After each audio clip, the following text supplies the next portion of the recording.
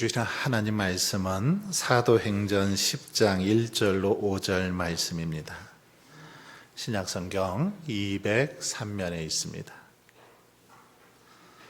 사도행전 10장 1절로 5절입니다. 우리 한 절씩 교독하도록 하겠습니다.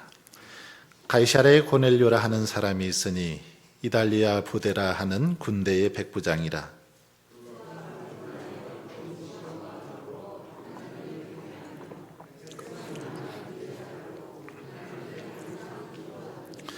하루는 제9시쯤 되어 환상 중에 밝히 보매 하나님의 사자가 들어와 이르되 고넬료야 하니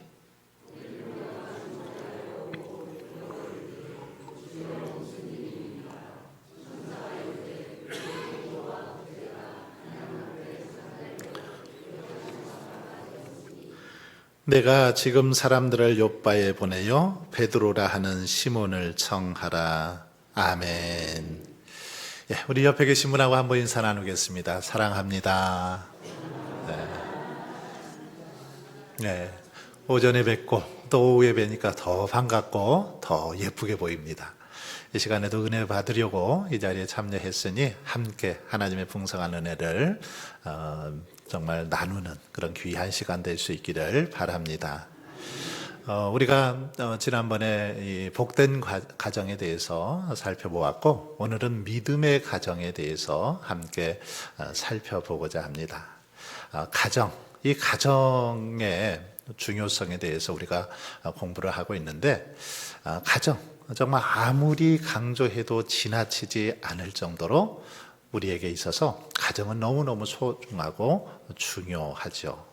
그래서 가정에 대한 어떤 중요성 수없이 강조하고 있습니다. 성경에서도 가정의 중요성을 많이 강조하고 있는데 오늘 한번 내용을 넘겨주시면 종교개혁자죠. 장 칼뱅, 존 칼빈이라고도 하고 칼뱅이라고도 하는데 이 칼뱅은 그런 말을 했습니다. 가정은 교회 안에 있는 또 하나의 교회다, 이런 말을 했어요. 가정을 가리켜서 교회 안에 있는 또 하나의 교회, 이게 가정이다. 이 말은 무슨 말이냐면 우리의 가정이 얼마나 큰 영향력을 가지고 있는지에 대해서 묘사하고 있는 그런 말입니다. 가정을 통한 영적인 영향력이 굉장히 크다라는 거죠. 또 하나의 이 교회라고 할 정도로 가정에서 어떻게 정말 가정을 잘 이렇게 보살피고 가정을 하나님의 뜻대로 그렇게 이끌어가느냐가 너무너무 중요하다라는 것입니다. 그래서 우리 성도들은, 특별히 믿음의 사람들은 가정을 정말 하나님 보시기에 아름답게 합당한 모습으로 그렇게 세워가야 됩니다.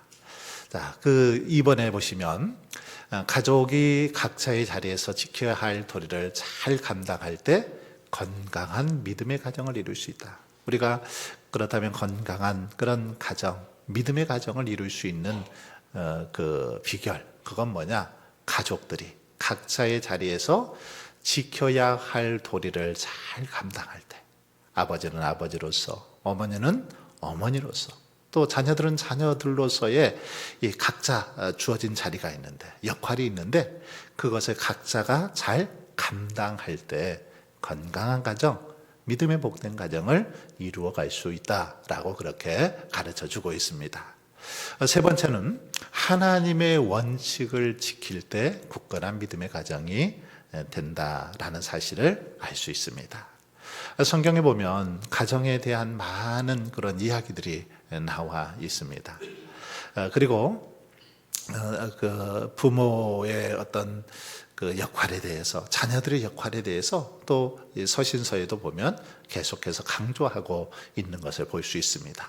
그만큼 가정이 중요하기에 이 가정의 중요성을 성경에서는 수없이 그렇게 강조하고 있습니다. 그래서 어떤 많은 예들을 통해서 정말 하나님께서 기뻐하시고 원하시는 가정의 모습을 성경은 우리에게 보여주고 있더라는 거죠. 자, 1번 한번 넘겨보겠습니다. 우리가 읽은 말씀인데 사도행전 10장 1절로 5절, 오늘 본문에는 참 하나님께서 기뻐하시고 원하시는 모범된 가정이 여기에 그렇게 등장하고 있습니다. 바로 고넬료의 가정이죠.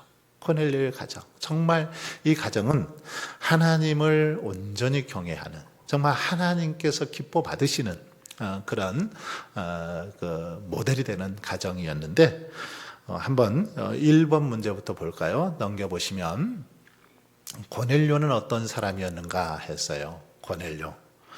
고넬료에 대해서 한번 앞으로 성경 말씀을 보겠습니다. 자, 고넬료는 가이사랴에 고넬료라 하는 사람이 있으니 이달리아 부대라 하는 군대의 백부장이라, 이렇게 소개를 하고 있습니다. 가이사랴에 살았는데 이탈리아 부대의 백부장, 군대의 백부장이었습니다. 100명의 이 어떤 신하들을 거느리는 사람, 이게 바로 고넬료였습니다. 고넬료는 이렇게 로마의 백부장이었는데 그는 온 집안이 하나님을 경외했죠. 그 2절 말씀 한번 보여주세요. 다시 한번 보여주시면, 자, 2절. 그가 경건하여 온 집안과 더불어 하나님을 경외하며 백성을 많이 구제하고 하나님께 항상 기도하더니, 이달리아 부대의 백부장으로서 그는 경건했다, 이렇게 말하고 있습니다. 유대인이 아니었습니다. 로마 지금 군대의 백부장이었는데 예나 지금이나 군인들이 신앙생활하기가 쉽지는 않습니다. 군대에서 신앙을 지키는 거 참 어렵습니다. 저도 이렇게 군 생활을 해보면서 신앙 지키는 게 쉽지만 않더라고요. 그런데 지금 고넬료는 백부장으로서, 군인으로서 신앙을 잘 지켰습니다. 그가 경건하여, 그의 삶을 한마디로 묘사하고 있는데 그가 경건했다, 이렇게 표현을 하고 있습니다. 경건, 우리가 경건이라는 말 많이 이렇게 쓰고 있는데, 경건이 뭡니까? 하나님의 성품을 이렇게 닮아가려는 거죠. 하나님의 성품을 담기 위한 어떤 훈련, 이것을 경건이라고 하죠. 하나님의 성품을 닮아가려고, 정말 주님을 그렇게 닮기 위해서 노력하는 그런 모습들, 그런 사람들을 가리켜서 참 경건하다, 경건한 사람이다, 우리가 이런 표현을 하는데, 이 고넬료는 경건했습니다. 그리고 혼자만 경건한 게 아니라 온 집안과 더불어 하나님을 경외했다. 온 집안, 자기 혼자 신앙생활한 게 아니라 모든 식구들, 집안에 사는 모든 이들과 더불어서 하나님을 경외했습니다. 그리고 백성을 많이 구제하고 하나님께 항상 기도했다, 이렇게 말합니다. 정말 말씀대로 사는 사람이었죠. 그래서 구제하는 일에 힘쓰고 또 항상 기도했다, 쉬지 않고 기도하는 그런 믿음의 삶을 살았던 자, 정말 멋진 그런 믿음의 소유자가 고넬료였죠. 그 다음 2번 보시면 하나님이 고넬료를 어떻게 대하고 계시는가 했어요. 이런 고넬료를 하나님께서는 어떻게 대하고 계십니까? 여기 보시면 하루는, 그러죠, 3절에 보니까 하루는 제9시쯤 되어 환상 중에 밝기 보매 하나님의 사자가 들어와 이르되 고넬료야 하니, 하나님께서는 고넬료가 이렇게 경건하게 또 항상 기도하는 삶을 살아갈 때 하나님께서 어느 날 사자를 보냈습니다. 천사를 보내셔서 환상 중에 그 고넬료를 향해서 고넬료야, 이렇게 부르시는 천사를 통해서 하나님께서 고넬료를 지금 만나 주시는 그런 모습을 볼 수 있습니다. 그래서 고넬료가 이제 천사 앞에서 뭐라고 합니까? 두려워 이르되 주여 무슨 일이니까, 이렇게 말하죠. 그러자 천사가 내 기도와 구제가 하나님 앞에 상달되어 기억하신 바가 되었다. 하나님께서는 천사를 보내셔서 고넬료와 이렇게 대면하시는, 고넬료와 대화하시는 그런 모습을 볼 수 있습니다. 고넬료의 믿음을 인정해 주시는 거죠. 너의 그 기도, 너의 그 구제, 너의 그 경건한 믿음의 모습을 내가 보았다. 그렇게 인정해 주시면서 고넬료를 칭찬하시는, 고넬료에게 이렇게 많은 관심과 사랑을 보여주시는 하나님의 모습을 여기서 살펴볼 수 있습니다. 자, 그러면 5절에서 고넬료의 가정이 받은 축복 무엇인가 했는데 어떤 축복을 받았습니까? 5절 보니까 내가 지금 사람들을 요바에 보내어 베드로라 하는 시몬을 청하라. 자, 여기 보시면 바로 그 믿음의 이제 사람을 보내주죠. 베드로라 하는 시몬을 청하라. 즉 고넬료가 이렇게 고넬료에게 하나님께서는 환상을 통해서 이제 베드로를 청하라고 말씀하십니다. 그래서 정말 베드로를 청하러 가죠. 그랬더니 베드로가 이제 고넬료의 집에 찾아오는 모습이 다음의 내용에 이렇게 이어지고 있는 것을 우리는 알 수 있습니다. 바로 고넬료는 이렇게 하나님 앞에 믿음으로 살고 그렇게 하나님을 의지하며 살아갈 때 하나님께서는 좋은 믿음의 사람, 특별히 베드로는 어떤 사람이었습니까? 당시 초대교회 베드로는 정말 아주 위대한 사도였죠. 예수님의 수제자 가운데 한 사람입니다. 그런 베드로를 자기 집에 그렇게 모시는 영광을 누리게 되었던 것을 볼 수 있습니다. 믿음의 가정에 이 말씀을 보면 좋은 만남을 허락해 주시는 걸 알 수 있더라는 거죠. 믿음으로 살 때 이렇게 좋은 사람을 만나게 해주시고 좋은 사람을 보내주셔서 그들을 축복해 주시고 위로해 주시고 격려해 주시는 그런 모습을 말씀에서 볼 수 있습니다. 자, 그 다음 넘어가겠습니다. 2번 욥기 1장을 읽고 욥의 태도에서 배울 점을 말해 봅시다 했는데 같이 한번 이 말씀 읽어보겠습니다. 시작.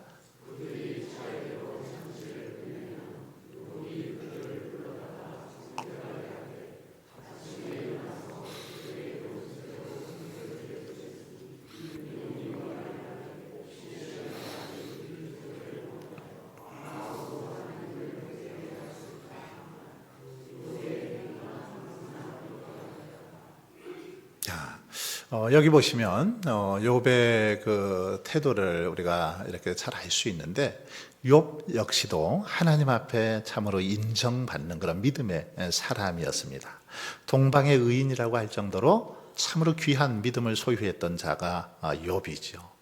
욥은 여기 보시면 그들이 차례대로 잔치를 끝내면 자녀들이 이렇게 차례대로 잔치를 끝내면 욥이 그들을 불러다가 성결하게 해 주었습니다. 잔치 끝나고 아무래도 마음이 흐트러지고 이렇게 좀 그 하나님께 죄를 범할 수도 있는 그런 상황에 놓이게 되는 것을 알아서 그들을 불러다가 성결하게 했다. 그리고 아침에 일어나서 그들의 명수대로 번제를 드렸다. 이렇게 말합니다. 자녀들 대로 이렇게 번제를 하나님 앞에 올려드렸다라는 겁니다. 자, 이는 욥이 말하기를 혹시 내 아들들이 죄를 범하여 마음으로 하나님을 욕되게 하였을까 함이라. 욥의 행위가 항상 이러하였다. 이렇게 자녀들을 성결하게 하고 아침마다 번제를 드렸던 이유가 뭐냐면 혹시라도 아들들이 죄를 이렇게 범하여 마음으로 하나님을 욕되게 하였을까 싶어서 그랬다라는 겁니다. 즉 죄를 지었을까 싶어서 그것에 대해서 하나님 앞에 번제 드리고 있는 욥의 그런 모습을 볼 수 있습니다.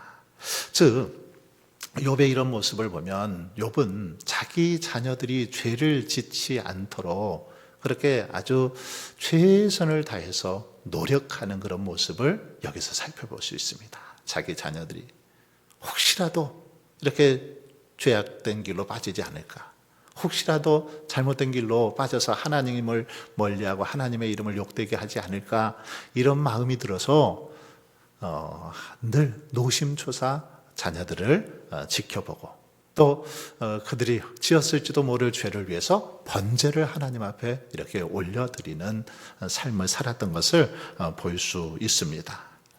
욥은 이런 모습을 보면 조그마한 죄도 결코 용납하지 않았음도 우리가 알 수 있죠. 그래서 자녀들이 범죄하지 않도록, 정말 자녀들이 바른 믿음의 삶을 살아갈 수 있도록 그렇게 아버지로서 최선을 다해서 자녀들을 보살피고 또 믿음으로 양육하고 인도하는 욥의 모습을 볼 수 있습니다. 바로 이런 모습은 오늘 우리 믿음의 부모들이 자녀들을 어떤 태도로 우리가 양육하고 지도하고 가르쳐야 되는지를 잘 보여준다라고 말할 수 있습니다. 자, 그 다음 넘어가겠습니다. 디모데후서 1장 5절 말씀 같이 한번 읽어보겠습니다. 시작.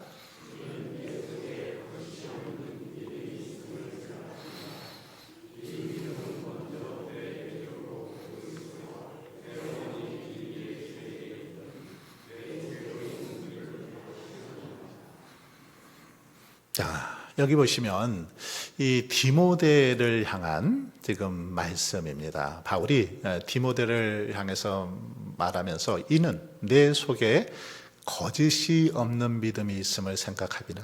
디모데 너에게 거짓 없는 믿음이 있더라. 너의 모습을 보니까 참 거짓이 없고 진실하고 하나님을 잘 섬기는 믿음이 네 속에 있더라. 그런데 이 믿음은 바로 너의 외조모 로이스와 그리고 너의 어머니 유니게 속에 있더니 그 믿음이 내 속에도 있는 줄을 확신한다. 다시 말하면 너희 외할머니 그리고 어머니의 그 좋은 믿음을 네가 그렇게 본받았구나, 이런 말이죠. 외할머니와 어머니로 이렇게 이어지는 그 믿음을 너도 간직하고 있구나, 그러면서 디모데를 칭찬해주고 인정해주는 그런 모습을 볼 수 있습니다. 바로 좋은 믿음의 유산을 물려받았다라는 거죠. 그렇습니다. 가정의 중요성이 여기에 있는 거죠. 가정에서 우리가 신앙교육을 잘 해야 되는 것도 바로 여기에 있습니다.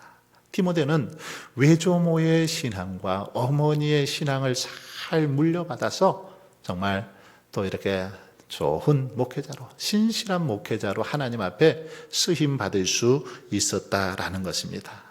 여러분, 우리는 이제 부모로서 정말 하나님 앞에서 해야 될 중요한 어떤 가정에서의 역할이 있다면 그건 뭡니까? 바로 우리 자녀 손들에게 좋은 믿음의 유산을 물려주는 거죠.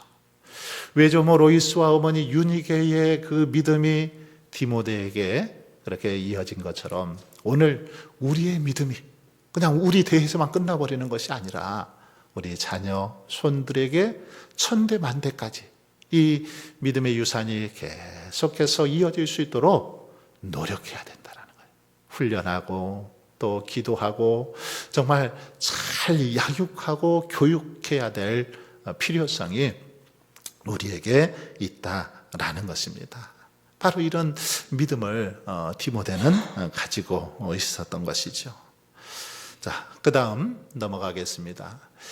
일본의 성자로 잘 알려진 우치무라 간조의 말입니다. 같이 한번 읽어보겠습니다. 시작.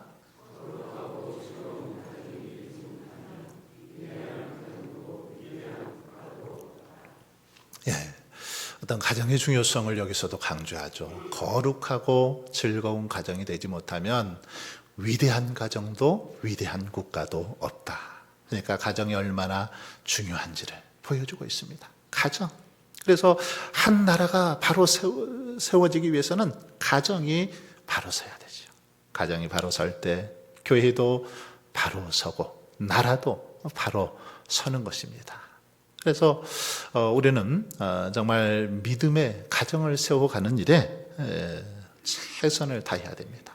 헌신해야 되죠.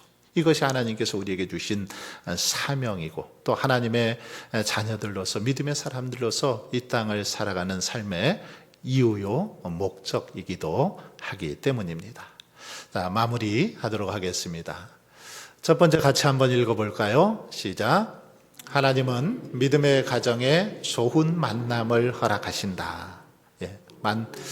만남의 축복 너무너무 귀한 거죠. 우리가 살아가면서 어떤 사람을 만나느냐, 얼마나 좋은 사람을 만나느냐, 얼마나 좋은 스승, 또 좋은 선생님, 좋은 어떤 동역자, 좋은 신앙의 이렇게 그 친구들을 만나느냐, 믿음의 동역자를 만나느냐, 너무너무 중요한데, 하나님께서는 이렇게 믿음의 가정에 좋은 만남을 허락해 주시라는 겁니다. 고넬료가 믿음으로 사니까 하나님께서는 베드로라는 믿음의 사람을 만나도록 허락해 주시더라는 거죠.